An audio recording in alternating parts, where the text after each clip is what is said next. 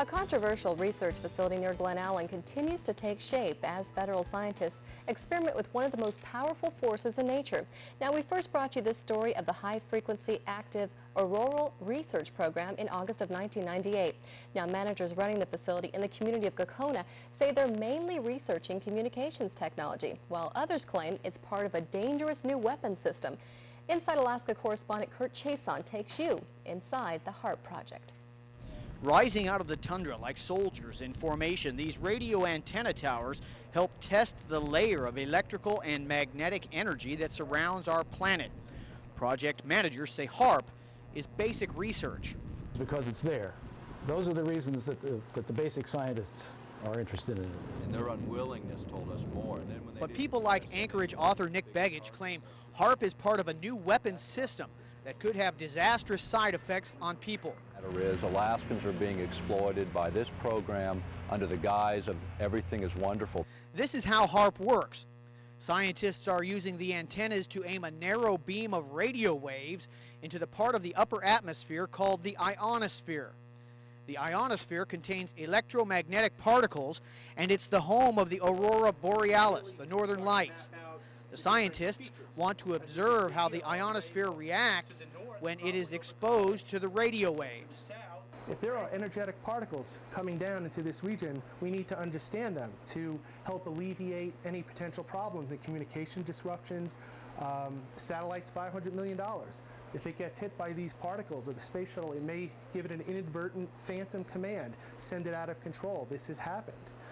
Begich claims experimenting with the ionosphere at a certain frequency could backfire and have dangerous side effects on people because our nervous systems operate using electrochemical impulses.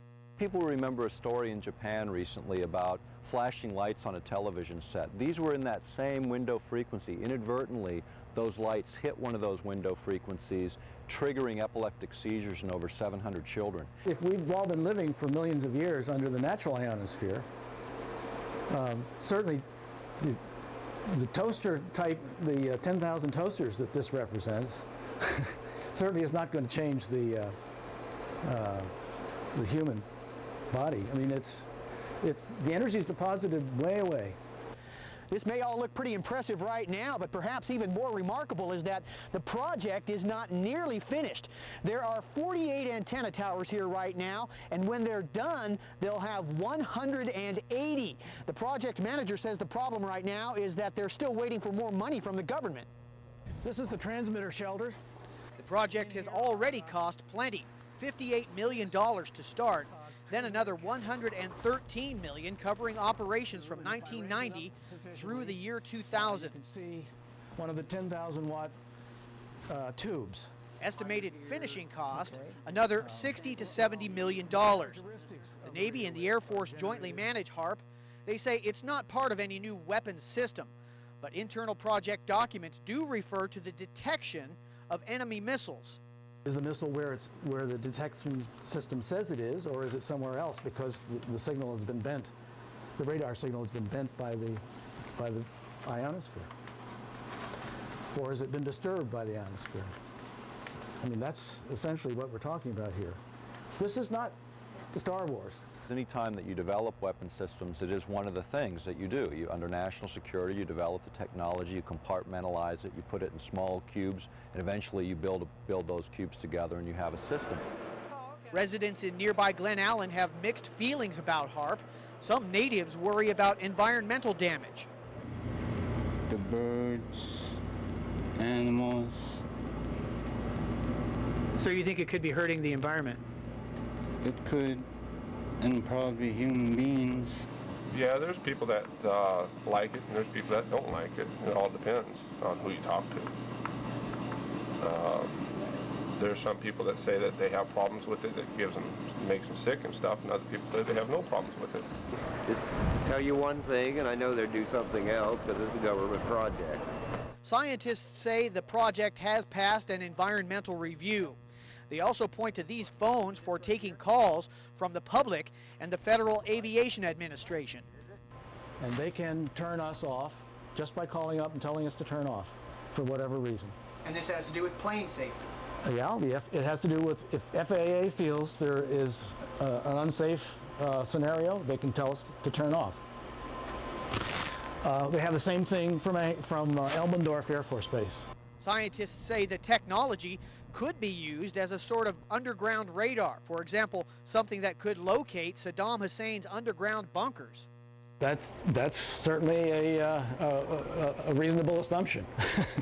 But you have to get there and be over the area where you want to make the measurements. I don't think Saddam would necessarily allow us to come in and make measurements over where his bunker might be. So you couldn't do it from here? No, I don't think you could do it from here. You can look in the newspapers for the last 2 years and almost every month see a new scandal dealing with military abuses within the confines of the country under the guise of national security. They've crossed that line too many times to say we can just blanketly trust them. The military is making some effort to open Haarp to the public. Every year they hold an open house, giving tours to anyone who shows up. Scientists from around the country come in to answer questions. Haarp's managers say they have nothing to hide. Scientists most recently used Haarp to study the Leonid meteor shower in October of 1999. They say their main focus in recent months has been to move the equipment from the temporary facilities we toured in 1998 to permanent buildings. We spoke by phone with one of the scientists in Boston, Massachusetts, who says they will be testing their equipment in the weeks to come. It's more of maybe validation of the performance characteristics of the antenna and some research activities related to using some of the diagnostics at the site to look at optical emissions that occur naturally from magnetic storms and other activities like that. Haarp scientists say this summer, graduate students from UAF and 5 other universities in the lower 48 will be at this site to conduct a variety of experiments as well. In Gakona, Kirk Chason, Inside Alaska. Haarp scientists say they hope the facility will allow them to conduct experiments well into the next century.